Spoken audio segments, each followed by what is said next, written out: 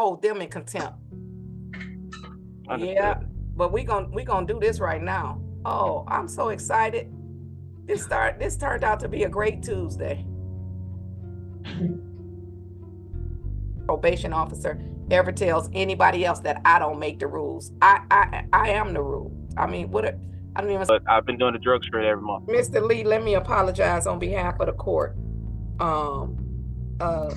A probation officer who thinks she makes the rules, a judge who's about to prove otherwise, a defendant caught in the middle of a system gone rogue. What you just witnessed in those 30 seconds, it represents months of illegal supervision and a courtroom about to deliver justice in the most unexpected way. But the full story reveals something that will make you question everything you think you know about the justice system. Lee thought he was following orders, monthly drug tests for a theft case, monthly reporting for non-reporting probation. When you're told the judge don't make the rules here by the very system supposed to serve justice, what do? Most people would comply. Most people would pay the fees and show up monthly and never question the authority. But sometimes, just sometimes, you get a judge who remembers that she is the authority. And when that happens, the entire house of cards comes tumbling down. This isn't just about one defendant's probation violation. This is about systematic abuse of power hiding behind bureaucratic complexity. And you're about to watch it all unravel in real time. He had paid the restitution in full. It says the restitution of $30,000 was paid in full. You completed the theft awareness class.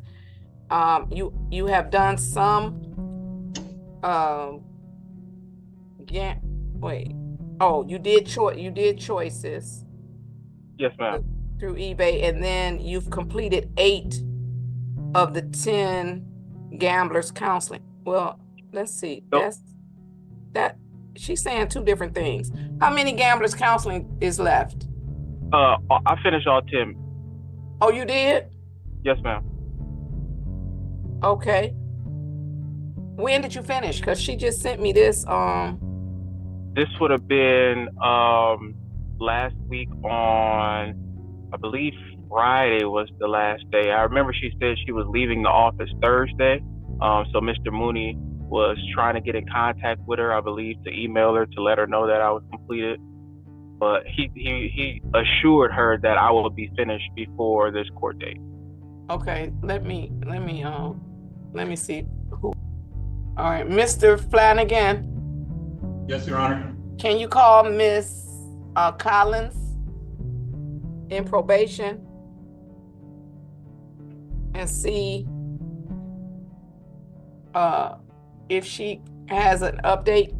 Here's what's fascinating about this seemingly routine review. Lee has paid $30,000 in restitution. Think about that number for a second. $30,000. That's more than many people make in a year, and he paid it in full. He completed theft awareness classes. He finished gambling counseling through something called choices. He's done everything asked of him, checking every single box on his probation requirements. But there's still $510 outstanding, and something in his voice tells a different story. Notice how he responds to every question with yes, ma'am. That's not just politeness, that's learned behavior from months of being told he has no choice. The way he carefully explains about finishing the counseling classes, making sure to mention his counselor was leaving, ensuring Mr. Mooney verified his completion. This is someone who's been burned before by bureaucratic miscommunication. Most people would celebrate being 98% complete with their probation, but Lee sounds exhausted, like someone who's been jumping through hoops that keep moving. And what he's about to reveal will explain exactly why he sounds so defeated. Up until this point, I'm still expected to check in regularly and do the normal probation process until January. What do you mean by that? Tell me, what do you do? What's the normal probation process? Well, because originally they were telling me that once I came into this review, I could have the potential to be discharged from the probation since I had did all the classes and everything like that. So here, right now, I'm gonna interrupt you, Mr. Lee. You're on a non-reporting probation anyway. So if they've had you reporting monthly, you didn't have to do that. I said that originally, but they told me that the judge don't make the rules here. That was the quote that they. Who told you that? Oh, hold on, Mr. Flanagan, call Mr. Farmer right now. Call him right now. Yes. It's gonna be a great day. Call them right now. I need you to tell us who told you that. Call them right now. Matter of fact, you can call Mr. Wade too. Call them right now because I'm about to. Yes. I like you, Mr. Lee. I like you. You didn't even mean to tell on them, but you did. Yeah, I didn't. It's Miss Bryson. She's no longer there anymore. Wait, stop right here. Did you catch what just happened? Lee asked about the normal probation process and watch the judge's immediate reaction. She doesn't just answer, she investigates. What do you mean by that? Tell me what the normal probation process is. That's not casual conversation. That's a judge who senses something's wrong and is digging deeper. Notice Lee's hesitation. He says, well, because originally they were telling me, not my probation officer advised or the court ordered. They were telling me. That's the language of someone who's been given orders without explanation. And then comes the bombshell that changes everything. He mentions that originally he was told he could be discharged at this review since he'd completed all his classes. But then he adds something crucial. He's been reporting monthly. And that's when the judge interrupts with information that will shock everyone in this courtroom. She's about to reveal that Lee has been following rules that don't exist. Rules that someone made up. Rules that violated his actual court order. Pay attention to what comes next, because this is where everything unravels. Hold them in contempt. Understood. Yeah, but we gonna do this right now. Oh, I'm so excited. This turned out to be a great Tuesday. But you did not have to report, Mr. Lee. You were not supposed to be reporting on a monthly basis. And we getting ready to nip that in the bud right now. I'm so excited for my future and yours. So to answer your question, you do not have to report. Now, what you have to do is let us know when you finish those classes, the counseling. So you can in fact have them send it to Mr. Flanagan. But I want you to stay on here so Mr. Farmer can hear it from you. I'm gonna tell him what you said, and then I'm gonna ask you, did you say that in front of the supervisor? So we can make sure that no other probation officer ever tells anybody else that I don't make the rules. I am the rule. I mean, I don't even understand what. Yeah. I thought so. I thought so too. You should have told him that, and then you should have just not shown up. Nothing would have happened to you. Nothing. I just was nervous. I didn't want to get violated. I was just trying to follow the rules.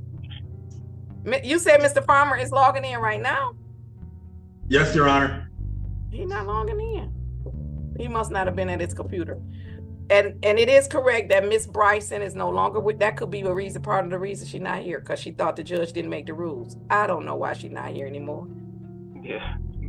So, Your Honor, my understanding is that the requirements of Mr. Lee are that the judge don't make the rules here. Those 6 words just exposed a systematic abuse of power that happens behind closed doors every single day. Let me break down what just happened. A probation officer, someone whose job exists only because of court orders, told a defendant that the judge who created those orders doesn't make the rules. Think about the audacity of that statement. It's like a teacher telling students that the principal has no authority over the school. But here's what the probation department doesn't want you to know. This isn't an isolated incident. This is a power grab that happens when bureaucrats decide they know better than the judiciary. Lee has been subjected to months of illegal supervision because Miss Bryson decided she could override judicial orders. And notice the judge's reaction. She doesn't just get angry, she gets excited. Oh, I'm so excited this turned out to be a great Tuesday. Why is she excited? Because she's about to deliver a master class in judicial authority. She's about to remind everyone in that probation department exactly who makes the rules. And Lee, who has been gaslit into thinking he had no choice, is about to be completely vindicated. The tape, because I'm not going to hold you here. He didn't log right in. And so I'm not going to hold you, but you don't have to report to them. So I did notice on the Register of Action, there was a report day. Oh, maybe you just had a report day. Yeah, I had one the other day. It's been monthly, and then I'll go do the drug screen as well. What every drug month. screen? They've been having me do a drug screen. I was like, I don't even smoke, or my case had nothing to do with anything, drug related, but I've been doing a drug screen every month. Mr. Lee, let me apologize on behalf of the court. And I'm thankful that Ms. Bryson no longer works here, because she might have got fired today. Understood. So you do not have to drug test. My order specifically says no urinalysis was ordered. And so what I'm going to do is refund you any money that you have paid for your drug screens. So where were you testing? It was a Rochester. I'm so excited this turned out to be a great Tuesday awaits. In 30 seconds, this judge transformed from routine review mode to justice warrior mode. When a judge gets excited about confronting bureaucratic overreach, someone is about to get educated, and that someone is the entire probation department. Notice what she does immediately. She orders her bailiff to call Mr. Farmer, the probation supervisor, right now, not later, not after the hearing, right now, with Lee still on the line, so he can hear every word of this conversation. This is intentional. This is strategic. This is a judge who wants transparency and accountability. But here's what makes this even more powerful. She tells Lee to stay on the line specifically, so Mr. Farmer can hear directly from Lee what Miss Bryson said. She's creating a real-time confrontation with witnesses and documentation. She wants to make sure that no other probation officer ever tells another defendant that judges don't make rules. And then she drops the bombshell that validates everything Lee has been feeling. I am the rules, not I make the rules. I am the rules. That's judicial authority personified. Everything Lee has endured for months is about to be validated in the most public way possible. Might have got fired today if they still worked here. Miss Bryson.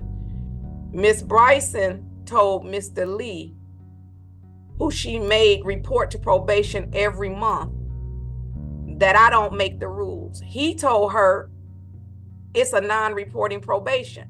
Miss Bryson told him the judge don't make the rules, we make the rules. Not only did she have him reporting to probation, she has had this man drug screening every month when my order specifically says no urinalysis ordered. What I called you on here for is because she no longer works here. In your next meeting, just make sure nobody ever tells one of my probationers that, because that might get them held in contempt of court, because that doesn't even make sense. And I understand. You know that don't make sense. You would, okay. So what I am going to do, Mr. Lee said he tested at the court 4 times, and you tested in Bloomfield 2 times? Yeah, Rochester Hills, yeah. Oh, Rochester Hills. So, Mr. Flannery. Let me tell you what just happened here. Lee walks away with his conviction completely dismissed through delayed sentencing. That means this case disappears from his record entirely. He gets $150 credit for illegal drug tests he never should have been forced to take. But most importantly, he gets validation that he was right all along to question what was happening to him. This judge just did something extraordinary. She admitted the system failed him and took concrete steps to fix it. But here's the question that should haunt every single viewer. If this happened to Lee, how many other defendants are sitting in jail cells right now for probation violations that never should have happened? How many people are paying monthly fees for drug tests they're not required to take? Miss Bryson no longer works here. But how many other probation officers are still out there telling defendants that judges don't make rules? This case exposes a systematic problem that extends far beyond one rogue probation officer. Drop your verdict in the comments. Justice served or just the tip of the iceberg?